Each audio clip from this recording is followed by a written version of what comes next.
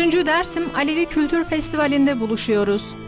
25-26 Mayıs tarihlerinde Frankfurt'ta yapılacak festival, Cuma günü Dersim, Kürt sorunu ve Alevilik konulu bir panel ile başlayacak.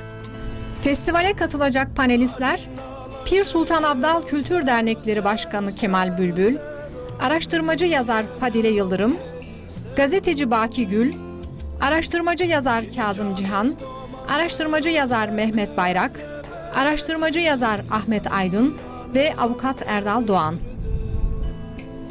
26 Mayıs Cumartesi günü kültür sanat etkinlikleri ile devam edecek olan festivalin açılışını Pir Rıza Yağmur yapacak. BDP Eş Genel Başkanı Selahattin Demirtaş, Dersim Belediye Başkanı Edibe Şahin, FEDA Başkanı Ali Köylüce, DEDEF Genel Başkanı Özkan Tacar, Mazgirt Belediye Başkanı Tekin Türkel, Pertek Belediye Başkanı Kenan Çetin ve Alman parti temsilcileri ile Alman milletvekilleri de festivalde birer konuşma yapacak.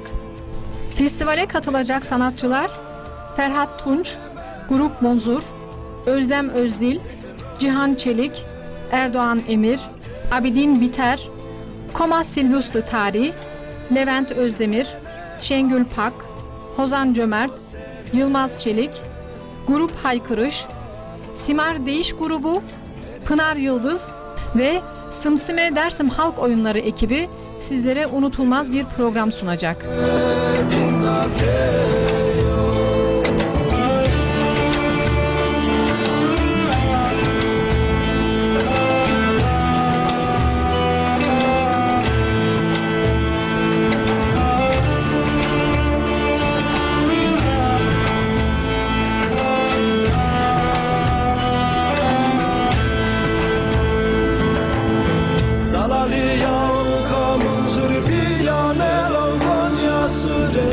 Hazar meclis mesele